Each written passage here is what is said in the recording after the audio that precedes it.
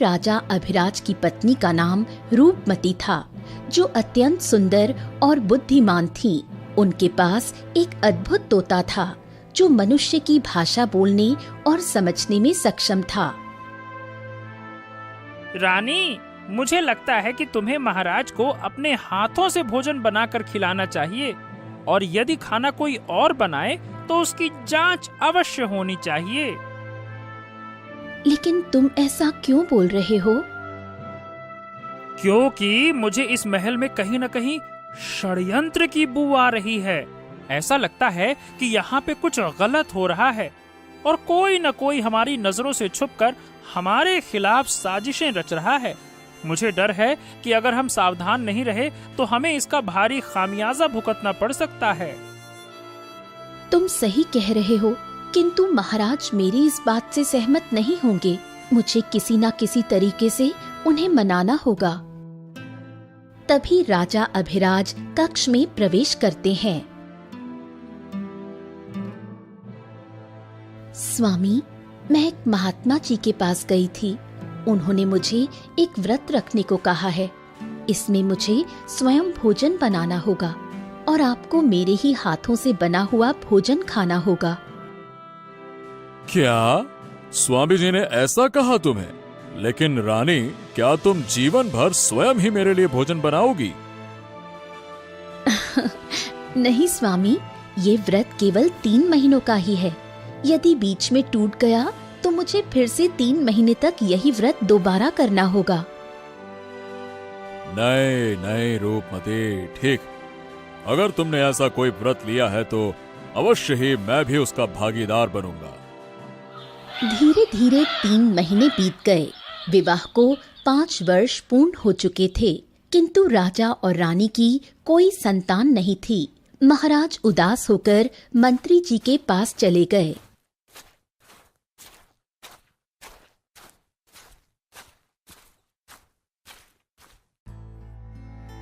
मंत्री जी, मुझे एक बात बताइए। आप तो जानते ही हैं कि हमारी अभी तक कोई संतान नहीं है। हम चाहते हैं कि इस नगर के बड़े से बड़े वैद्य को बुलाकर रानी के लिए संतान प्राप्ति की औषधि बनवाई जाए। महाराज, ये तो सच है कि हमारे नगर में कई सारे प्रसिद्ध वैद्य हैं, लेकिन क्या आपको नहीं लगता महाराज कि हमें थोड़ी और सोच विचार कर करना चाहिए? नहीं तो नगर के बाहर एक ऐसा वैद्य है महाराज, जो न केवल अपनी कला में निपुण है, बल्कि उसकी औषधियां भी बहुत प्रभावशाली मानी जाती हैं महाराज। किंतु वो नगर से बहुत दूर एक कुटिया में रहते हैं, और हाँ, वो अब काफी बूढ़े हो चुके हैं, तो वो यहाँ नहीं आ सकते। महारानी को लेकर ही उनके पास जाना होगा, तभी वो समस्या सुलझा सकेंगे। तो ठीक है मंत्री जी, देर किस बात की है? समय हमारे हाथ से निकलता जा रहा है। आप तत्काल उस महान वैद्य के पास जाने के लिए व्यवस्था करवाइए और प्रस्थान करते हैं हम। रानी की समस्या बताने में कोई झिझक नहीं होनी चाहिए। यदि रानी स्वयं ना जा सके तो उसका तोता साथ में ले जाइए। वो साधारण पक्षी नहीं है, उसमें मनुष्य जैसे बोलने और समझने की शक्ति है। रानी जी जो उससे कहेंगी वही बात वो तोता वैद्य जी को बताएगा। ठीक है? जी महाराज, मैं भी यही सोच रहा था और यही उचित होगा। मंत्री ने रानी के प्रिय तोते का साथ लिया और वैद्य के पास जाने के लिए निकल पड़ा। चलते चलते एक बड़े जंगल में पहुंचा। उसने तोते को हाथ में दबाकर पकड़ लिया। मुझे इस मंत्री की चाल कुछ ठीक ना लग रही।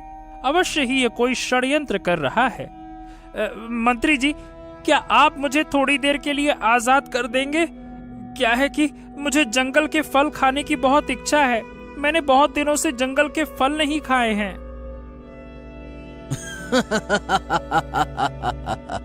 ठीक है, तो आज मैं तुझे ऐसे फल खिलाऊंगा कि तू कभी फल खाने लायक बचेगा ही नहीं।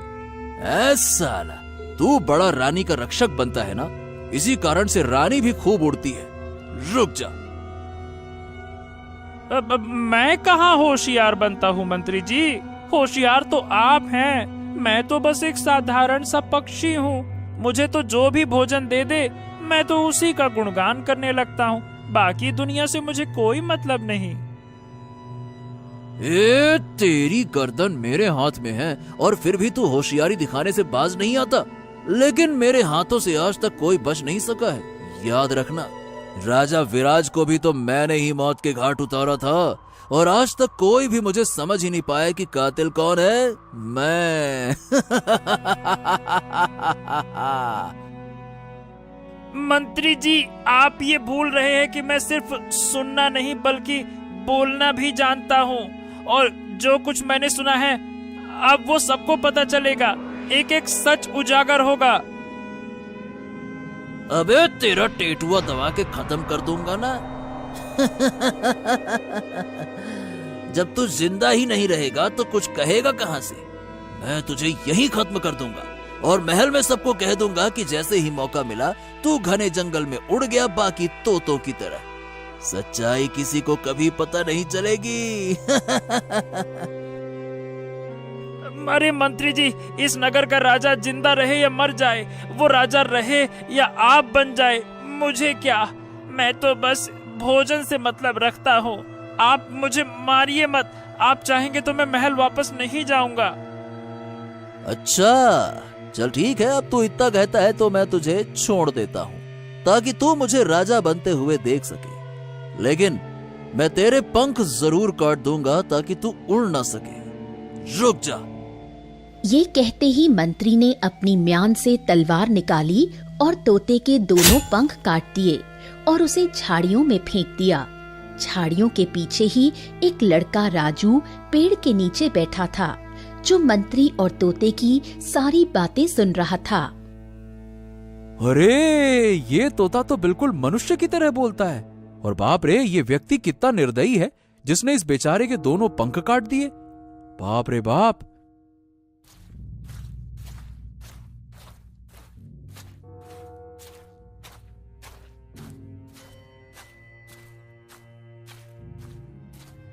राजू ने तोते को उठाया और प्यार से सहलाने लगा। मेरी मदद करो, मेरी मदद करो। उस निर्दयी मंत्री ने मुझे अधमरा करके छोड़ दिया। अगर तुम चाहो तो मुझे ठीक कर सकते हो। इस पेड़ की छाल को रगड़कर मेरे जख्म पर लगा दो, मेरे पंख फिर से उगने लगेंगे। हैं? लेकिन मैं ऐसा क्यों करूं? इससे मेरा क्या फायदा? अगर तुमने ऐसा कर दिया तो तुम जो कहोगे मैं वही करूंगा। ठीक है, अगर ऐसा है तो तुम ठीक होने के बाद मेरे ही साथ रहोगे, ठीक है? राजू ने पेड़ की छाल को रगड़ा और उसका रस तोते के जख्म पर लगा दिया। कुछ ही देर में उसके पंख फिर से निकल आए और वो पूरी तरह ठीक हो गया। हाँ, तुम्हारा बहुत बहुत धन्यवाद मित्र। आज जो कुछ भी तुमने मेरे लिए किया है उसे मैं कभी भूल नहीं सकता। हाँ। अब तुम ठीक हो गए, बस चलो मेरे साथ, अब चलो। लेकिन अब तुम्हें मेरा एक और काम करना होगा। अरे अभी तो तुम मेरे सामने हाथ पैर जोड़ रहे थे और अब मुझे आदेश दे रहे हो, क्यों? नहीं नहीं नहीं नहीं नहीं, ऐसी वैसी कोई बात नहीं है। मेरी बात मानने में तुम्हारी ही भलाई है। मैं तुम्हें बहुत धनवान बना दूंगा और बहुत सुंदर लड़की से तुम्हारा विवाह भी करवा दूंगा। बस तुम उस मंत्री का पीछा करो और उसकी गतिविधियों पर नजर रखो। हाँ। तोते की बात सुनकर राजू मंत्री के पीछे पीछे चल पड़ा। घना जंगल पार करते ही वो एक कुटिया के पास पहुंचा। वैद्य जी, मैं महारानी के लिए औषधि लेने आया हूँ। ऐसी औषधि बना दो कि महारानी जीवन भर के लिए बाज बन जाए। अरे मंत्री जी, भला ऐसे कैसे हो सकता है? मेरा काम लोगों का भला करना है, मैं किसी को गलत दवा नहीं दे सकता। ए वैद्य, जितना कहता हूँ उतना ही तुम करो चुपचाप। आज नहीं तो कल मैं इस राज्य का राजा बन जाऊंगा और तुम्हारी बेटी को रानी बना दूंगा। और अगर तुमने ऐसा नहीं किया तो तुम्हें कड़ी से कड़ी सजा दूंगा, समझ गए? वैद्य कुछ सोच में पड़ गया, फिर भारी मन से दवा तैयार करने लगा।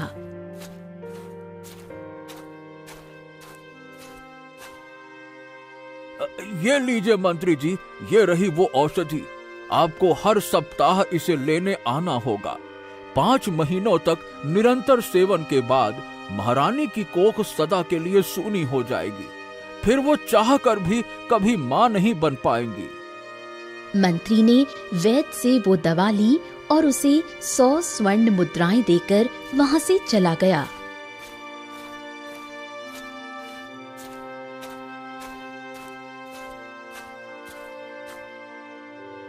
पिताजी, ये आपने क्या कर दिया? चंपा, मुझे मजबूरी में ये दवा बनानी पड़ी, परंतु मैं ये पाप अपने सर नहीं लेना चाहता। हमें किसी तरह ये सच्चाई राजा तक पहुंचानी होगी। लेकिन मैं तो यूं ही उस मंत्री से डर रहा था। वो तो भला मनुष्य है। अगर किसी तरह वो राजा बन गया ना, तो मैं तुम्हारा विवाह उससे करवा दूंगा। ये आप क्या कर रहे हैं पिताजी? वो हमारे राजा और रानी के साथ छल कर रहा है। आपको उसका साथ नहीं देना चाहिए था। अगर वो राजा बन भी गया तो मैं उस धूर्त मंत्री से कभी विवाह नहीं करूंगी। अरे मित्र, वो मंत्री तो जा चुका है। चलो चलो, मुझे जल्दी से लेकर वैद्य जी के पास चलो। चलो। राजू और तोता तेजी से कुटिया की ओर जाते हैं। वैद्य जी, मैं महारानी का तोता हूँ और मुझे सब कुछ पता चल गया है। आपने जो औषधि दी है वो कोई साधारण औषधि नहीं, वो एक गुनाह है, गुनाह। मैं महाराज से सब कुछ कह दूंगा और यकीन मानिए फिर वो आपको फांसी पर लटका देंगे। आपको कोई नहीं बचा पाएगा। अरे, ये कैसा तोता है जो बोलता है? और ये लड़का तुम दोनों यहाँ तक कैसे पहुँच आए? ये क्या नई आफत टूट पड़ी? कहाँ से आ गई ये मुसीबत सर पर? अगर तुमने देख लिया है तो फिर ये भी देखा होगा कि उस मंत्री ने कैसे हमें धमकाया था और वो औषधि मुझसे लेकर चला गया है। मैं क्या करता? देखो, मुझे माफ कर दो। मैं मजबूर था। मैं हाँ, मैंने देखा कितने मजबूर थे तुम। अगर तुम्हारी बेटी चाहे तो शायद तुम्हें बचा सकती है। अगर वो इस लड़के से विवाह कर ले तो हम तुम्हें बचा सकते हैं। ठीक है, मैं अपने पिता की जान बचाने के लिए कुछ भी कर सकती हूँ। मैं इस लड़के से विवाह के लिए तैयार हूँ, पर पिताजी को मुझसे वादा करना होगा कि अब वो महारानी को कभी गलत औषधि नहीं देंगे। ठीक है बेटी, मैं तुमसे वादा करता हूँ कि अब मैं महारानी को कभी भी गलत औषधि नहीं दूंगा। और तुम बिल्कुल ठीक कह रही हो। आज नहीं तो कल उस मंत्री की पोल खुल ही जाएगी। अब से मैं रानी को संतान प्राप्ति की ही दवा दूंगा। ठीक है। वैद्य जी ने अपनी बेटी चंपा का विवाह राजू से करवा दिया। राजू, चंपा और तोता अब एक परिवार की तरह खुशी खुशी अपने घर लौट गए। उधर मंत्री महल लौट आया, लेकिन इस बार उसके साथ न तोता था और न ही उसकी चालें अब सुरक्षित थीं।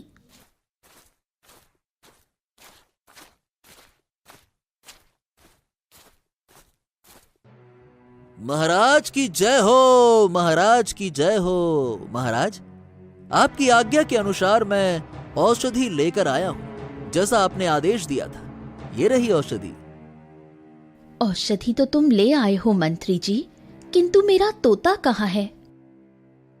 अरे महारानी, आपके तोते ने तो गजब कर दिया।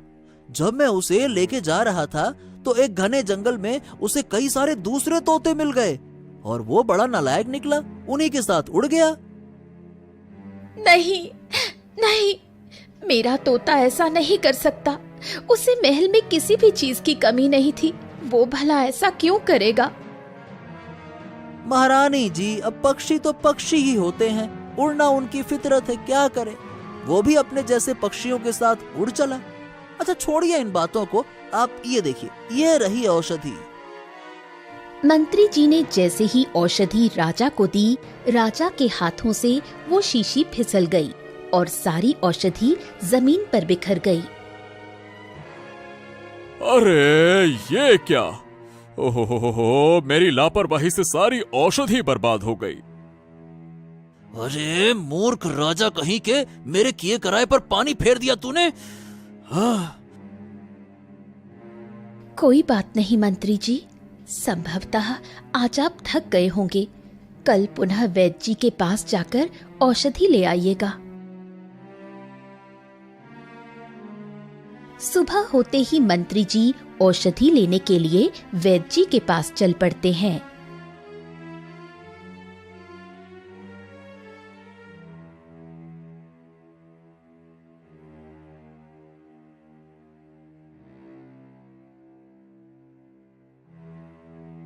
वैद्य जी, कल की औषधि महाराज के हाथों से बर्बाद हो गई। मुझे पुनः वही औषधि बनाकर दो।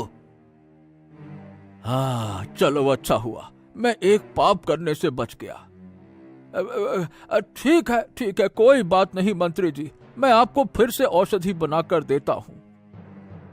वैद्य ने महारानी की संतान प्राप्ति की असली औषधि बनाकर मंत्री को दे दी। ये लीजिए मंत्री जी, ये पूरे 5 माह की औषधि है। अब आपको यहाँ पे बार बार आने की आवश्यकता नहीं होगी। मंत्री वो औषधि लेकर महल की ओर निकल गया। महल लौटते ही औषधि महारानी को सौंप दी। रानी ने पूरे नियम से उस औषधि का सेवन किया। धीरे धीरे समय बीतता गया और एक शुभ दिन आया। महारानी ने एक स्वस्थ पुत्र को जन्म दिया। पूरा महल खुशियों से भर गया था, किंतु एक कोना ऐसा भी था जहां मंत्री के चेहरे पर 12 बजे थे। मंत्री तुरंत वैद्य जी से मिलने चला गया।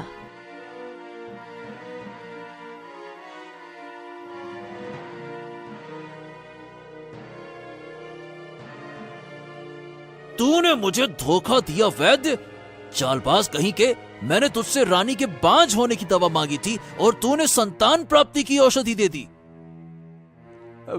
मंत्री जी, मैंने आपका आदेश मानने से इनकार किया क्योंकि वो पाप था। अब आप जो भी सजा देना चाहें बेहिचक आप दे दीजिए, मैं तैयार हूँ। मंत्री तलवार निकालकर वैद्य पर झपटा।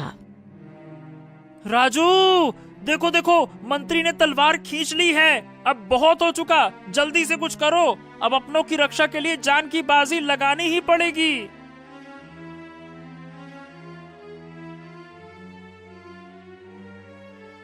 राजू पीछे से डंडे से मंत्री पर वार करता है। मंत्री गिर जाता है। अरे अरे, ये किसने मारा मुझे? अबे सुन मंत्री, अगर दोबारा यहाँ दिखाई दिया ना तो जान से मार दूंगा। निकल यहाँ से, भाग।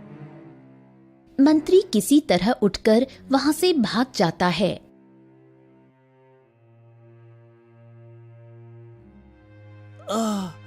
महाराज, मैं वैद्य को स्वर्ण मुद्राएं देने ही जा रहा था कि एक लुटेरा रास्ते में मिल गया। उसने मुझसे स्वर्ण मुद्राओं की थैली छीन ली और देखिए, मुझे बुरी तरह से पीटा भी है। अरे रे! क्या? ये क्या बात कर रहे हो? किसी ने तुम्हारे साथ ऐसा दुस्साहस किया? सैनिकों, जाओ और उस लुटेरे को पकड़कर मेरे सामने लेकर आओ। सैनिक राजू को पकड़कर दरबार में लाते हैं। उधर तोता राजू को जंगल में सब जगह खोजता है। क्या तुम ही वो लुटेरे हो जिसने मेरे मंत्री से स्वर्ण मुद्राएं छीन ली? महाराज, मैं कोई लुटेरा नहीं हूँ, बल्कि मैं तो आपकी और आपकी महारानी की रक्षा कर रहा हूँ। मैंने मंत्री को रोका, उसके लिए क्षमा करें महाराज। किंतु मंत्री जी वैद्य जी की हत्या करने जा रहे थे, मुझे मजबूरन उन पर हमला करना पड़ा। ए लुटेरे युवक, क्या तुझे जरा सा भी भय नहीं था कि तूने किस पर हमला किया? अरे मेरे ही नगर में रहकर लूटपाट करता है और मेरे ही महल में खड़ा होकर झूठ बोलता है। सैनिकों, इसे ले जाकर कारावास में डाल दो। ले जाओ। उधर तोता राजू को बहुत खोजता है, लेकिन राजू कहीं नहीं मिलता। फिर तोता उड़ता हुआ रानी के पास आ पहुंचता है। तुम आ गए, मैं तुम्हें देखकर खुश नहीं हूँ। जाओ, लौट जाओ अपने मित्र तोतों के पास। प्रिय रानी, मैं किसी तोते के पास नहीं गया था, बल्कि उस दुष्ट मंत्री ने मुझे घायल करके जंगल में फेंक दिया था। मेरे पंख काट दिए थे उसने। मेरी रक्षा राजू नाम के लड़के ने की, जो पता नहीं कहाँ इस वक्त कहीं गुम हो गया है। जिस मंत्री की तुम बुराई कर रहे हो, उसी की लाई हुई औषधि से मैं माँ बनी हूँ। मुझे अब किसी की बातें नहीं सुननी है। और जिस राजू की तुम बात कर रहे हो, वो अभी कारावास में कैद है। मंत्री को मारने के जुर्म में महाराज ने उसे कारावास में डलवा दिया है। क्या राजू कारावास में कैद है? तोता तुरंत मंत्री के कमरे के पास जाकर छिप जाता है और उसके अगले षड्यंत्र का पता लगाने की कोशिश करता है। बस बस बस, अब और नहीं, यही मेरी आखिरी चाल है। आज रात उस रानी के बेटे का खेल खत्म। उसके बिस्तर के नीचे छुपा होगा मेरा हथियार, एक जहरीला सांप, और इस बार कोई भी मुझे रोक नहीं पाएगा। तोता घबराकर फड़फड़ाता है और तुरंत उड़कर राजा के पास जाता है। महाराज, महाराज जल्दी कीजिए, मंत्री आज रात रानी के पुत्र की हत्या करने जा रहा है। वो सांप लाकर शयन कक्ष में छोड़ने वाला है। हाँ। क्या? ये क्या बकवास कर रहा है तू? अगर तेरी बात झूठ निकली तो याद रखना, तुझे भी कठोर दंड मिलेगा। नहीं नहीं नहीं नहीं महाराज, आप स्वयं छिपकर देख लीजिए। आज रानी और आपके पुत्र की रक्षा केवल आप ही कर सकते हैं। आपके खिलाफ आपके अपनों द्वारा ही षड्यंत्र रचा जा रहा है। ये तो क्या बकवास कर रहा है तोते? अबे तू तो उड़ गया था ना, फिर वापस क्यों आया? महाराज, मैं कहीं नहीं उड़ गया था। वो मंत्री ही है जिसने मुझे घायल करके, मतलब मारकर जंगल में फेंक दिया था, और अब वही मंत्री आपके पुत्र को मारने की साजिश रच रहा है। अच्छा, लेकिन उस मंत्री की वजह से ही तो मेरा पुत्र जन्मा है, तो वो उसे क्यों मारेगा? आप खुद चलकर देख लीजिए महाराज। आज शाम वो एक विषैला सर्प रानी के कक्ष में छोड़ने वाला है। अगर मेरी बात गलत निकली तो मुझे मृत्यु दंड दे दीजिएगा। ठीक है, चलो देखते हैं, चलो।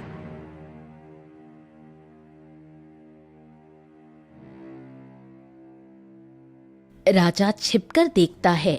पलंग के नीचे एक विषैला सर्प फुफकारता है। मंत्री खिड़की से भागने की कोशिश करता है। सैनिकों, सांप सांप सांप, जल्दी से उस सांप को बाहर फेंको और इस दुष्ट मंत्री को बंदी बना लो, जल्दी। सैनिक सर्प को पकड़ते हैं और कमरे से बाहर फेंक देते हैं। उधर मंत्री को पकड़ लिया जाता है। महाराज, मैंने जो कहा वो सत्य निकला।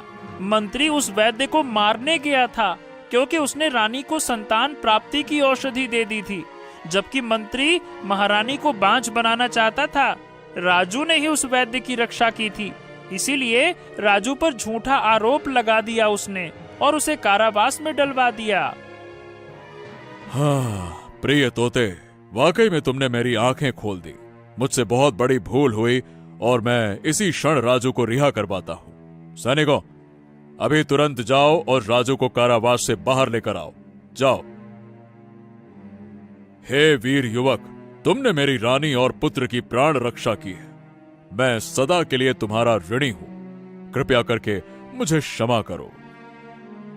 महाराज, मैंने जो कुछ किया वो केवल अपने धर्म और कर्तव्य के अनुसार किया। सैनिकों, राजू को सम्मान पूर्वक राजमहल से विदा किया जाए और इसी के साथ ही राजू को 100 स्वर्ण मुद्राएं, वस्त्र, आभूषण और भूमि दी जाए। राजू अपने घर लौटता है। तोता रानी और नन्हे राजकुमार की सेवा में लग जाता है। राज्य में अब सुख शांति और न्याय का वातावरण था। धूर्त मंत्री को बंदी गृह में डाल दिया गया और राजू एक साधारण युवक, सच्चाई और साहस का प्रतीक बन गया।